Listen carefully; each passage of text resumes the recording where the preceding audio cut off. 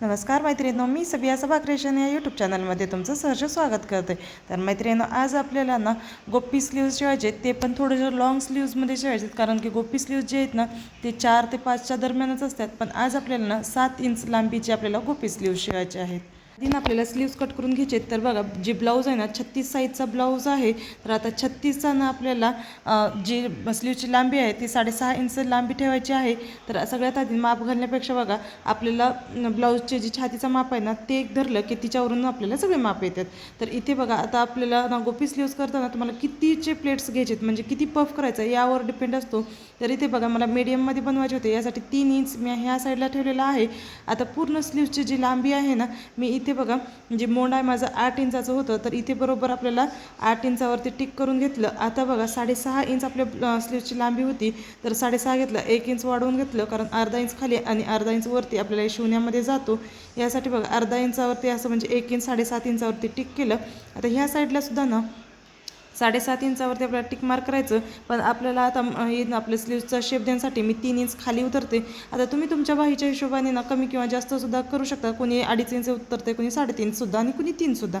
तर इथे बघा, लगेच ना मी बाहीचासुद्धा शेप देऊन घेतलेला आहे. मी इथं अंदाजानच देते, मी काही कोणतं स्किल वगैरे काहीच यूज करत नाही. तर हे झालेलं आपल्याला सिम्पलचं स्लीवचं मार्जिन झालेलं आहे. आता इथे ना आपल्याला मार्जिन सोडायचं आहे. तुम्ही तुमच्या हिशोबाने किती पण सोडू शकता, पण जास्तीत जास्त ना 1.5 ते 2च्या दरम्यान सोडलं तर खूप छान बसते.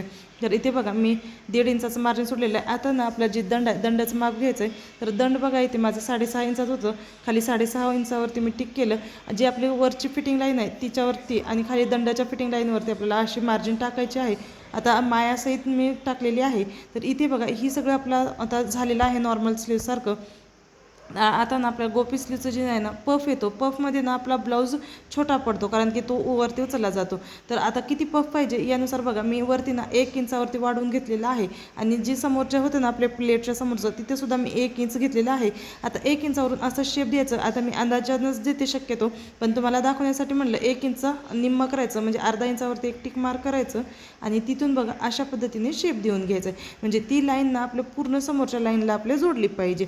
तर इथे बघा, 1 इंच मी इथं उतरलं, वरती गेलं 1 इंच तिथं गेलं आणि 1 इंच पुढच्या साईडला गेलं. आता खालच्या साईडला सुद्धा बघा, 1 इंचावरतीच आपल्याला असे निशाण करून घ्यायचे, कारण की आपले जे प्लेट्स आहेत ना तिथून सुरुवात करणार आहोत आपण घालण्यासाठी. तर आता ही बघा, ही सिम्पलची आपली मार्जिन झालेली खूप सोपी पद्धत आहे. फक्त आपल्या प्लेट्स किती घ्यायचे आणि कसे घ्यायचं एवढं लक्षात ठेवलं तर येऊन जाईल. तर आता ही लगेच बघा, मी इथे स्लीवची कटिंग घालून घेतलेली आहे. आता जी मेन कपडा होता ना स्लीवचं, ते सुद्धा मी इथे कट करून घेतलेलं आहे. इथे ना मी डबल फोल्ड करून घेतलेलं होतं, कारण की दोन्ही स्लीव्ज मला सोबतच कट करून घ्यायचे होते. आता लगेच आपल्याला ना सगळीकडे कच मारून घ्यायचं, म्हणजे परत लक्षात येत नाही. सेंटरला कच केलं, जिथून आपल्या प्लेट्स घ्यायचे तिथं कच केलं, आणि जी आपली फिटिंग लाईन आहे ना तिथंसुद्धा मी असं कच करून घेतलेलं आहे. आता खालच्या साईडला सुद्धा प्लेट्सचे जे आहेत ना ते मी कच मारून घेतलं आणि फिटिंग लाईनसुद्धा कच मारून घेतलेली आहे. आता मेन कपडासुद्धा ना अशाच पद्धतीने कट करून घ्यायचं, म्हणजे असं वरती ठेवायचं. जशाला तसं सुद्धा आलं असतं आपल्याला कट करता. पण जे ब्लाऊज आहे ना थोडंसं प्रिंटेड डिझाईनमधलं होतं, यासाठी ना मी वेगळे होते आणि प्रिंटसुद्धा एकाच जागी नव्हते. यासाठी जशाला तसं मी ठेवून सिंगलच काढलेलं आहे. आता लगेच बघा, समोरची बाही जी होती ना ते सुद्धा मी समोरचं डीप कटिंग करून घेतलेलं आहे. आता काही लोक ना शिवताना सुद्धा करतात, पण मी लगेच करून घेतलं, म्हणजे परत आपल्याला नको झंझट म्हटलं. तर इथे बघा, आता समोरचा सुद्धा मचकट झालेला आहे. तर इथे स्लीव्जला प्रिंटेड होतं म्हणून मी सिंगलच काढलेलं आहे. आणि थोडंसं जॉईंट येणार होती, कारण की तेवढे काही लांब नव्हतं. जी प्रिंट होती ना जेवढी दिलेली होती मी सगळेच घेतलं, आणि ह्या साईडला दुसरा कपडा मी जॉईंट करून घेतलेला आहे. तर अशा पद्धतीने बघा, जे मेन कपडा आहे ना असं कट करून घ्यायचं. मेन कपडा आहे ना तिला बघा, आपल्याला अर्धा इंच थोडं वाढवूनच ठेवायचं. परत आपण शिवल्यानंतर सुद्धा कट करून काढता येतो. कमी पडायला नको, कमी पडलं तर आपल्याला जॉईंट मारावं लागतं, आणि जास्त झालं तर काय कट करून काढता येतं. तर चला मग आता शिवायचं सुद्धा तुम्हाला दाखवते कशा पद्धतीने. आधी ना अस्तर जे मेन कपड्याला मी जोडून घेतलं, जशाला तसं जोडायचं. आपलं जे अस्तरचा भाग आहे ना वरती ठेवायचं, कारण आपण तिथे ना सगळे काही जे मार्जिन म्हणजे मार्किंग केलेलं होतं, कुठून प्लेट्स घ्यायचे काय नाही, तर ते आपल्याला दिसतात. तर बघा, त्या साईडला सुद्धा आपण दिलेलं होतं. आता तिथून बघू शकता तुम्ही, कच तुम्हाला दिसतच असतील. आता तिथून आपल्याला छोटे प्लेट्स घ्यायचं. तुम्ही मोठेसुद्धा घेऊ शकता, पण मोठ्यानं ना आपलं पफ थोडं खूपच मोठं असं दिसेल, व्यवस्थित दिसणार नाही. यासाठी ना छोटे ट्लेट्स घ्यायचे, अगदी एक अर्धा पाऊण इंचाचे घ्यायचे. तर चला मग आता प्लेट्स घ्यायला सुरुवात करूया आपण. तर इथे बघू शकता, मी जी प्लेट्स आहेत ना, आता मी इथं माझं ट्रायपॉड तुटलं, आणि त्यामुळे मग मला पूर्ण काही शूट करता आलं नाही, म्हणजे व्यवस्थित शूट करता आलं नाही.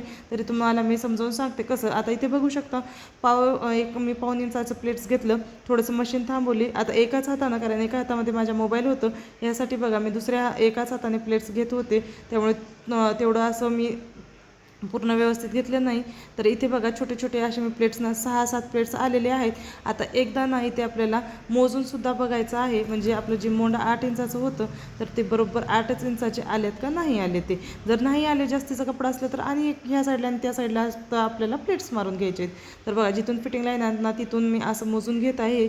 तर इथे बघा 8 इंचावर आले का 7.5 इंचावर आलेलं आहे, ही बघू शकता तुम्ही. तर इथे बघू शकता बरोबर 17 इंच आलेला आहे, म्हणजे आपलं 1 इंच वाढून आलेलं आहे. तर मी दोन्ही साईडला छोटी छोटी एक प्लेट्स घेऊन घेतलेली आहे. आता खालच्या साईडला सुद्धा बघा, जसे आपण वरच्या साईडला प्लेट्स घेतलेत त्याच पद्धतीने आपल्याला खालच्या साईडला सुद्धा प्लेट्स मारून घ्यायचे आहेत. तर इथे बघा तुम्हाला दाखवण्यासाठी ना अशी मी प्लेट्स आधी घेतल्या, तिला बॉल पिन लावलं म्हणजे तुम्हाला मला दाखवता येईल म्हणून. तर जशा होते तसे मी एक सिलाई मारून घेतली. आता खालच्या साईडला ना बघा ही झालेली आहे. आता खालच्या साईडला ना 2 इंचाची मी अशी पट्टी घेतलेली आहे. तर ही पट्टीला ना सरळ ठेवायचं, तिच्यावरती ब्लाऊज पीससुद्धा जे आपलं स्लीव्ज होतं तीसुद्धा सरळ ठेवलं आणि सिलाई मारून घेतलेली आहे. आता ही फोल्ड करायचं आणि हिला डबल फोल्ड करून ना वरून सिलाई मारून घ्यायची आहे. तर इथे बघा मी सिलाईसुद्धा मारून घेतलेली आहे. आता हा खूपच प्लेन वाटत होतं, यामुळे ना मी ही माझ्याकडे अशी कटवर्कची लेस होती तर ती लेस लावली. यामुळे ना थोडंसं ब्लाऊज जे आहे ना आपला अट्रॅक्टिव्ह दिसतो. म्हणून तुम्हाला हा व्हिडिओ कसा वाटला मला नक्की कमेंट्स करून सांगा. आणि गोपी स्लीव्जची ना कटिंग आणि स्टिचिंगचा व्हिडिओ जर तुम्हाला आवडलेला असेल तर ह्या चॅनलला लाईक करा, सबस्क्राईब करा व शेअर करायला विसरू नका.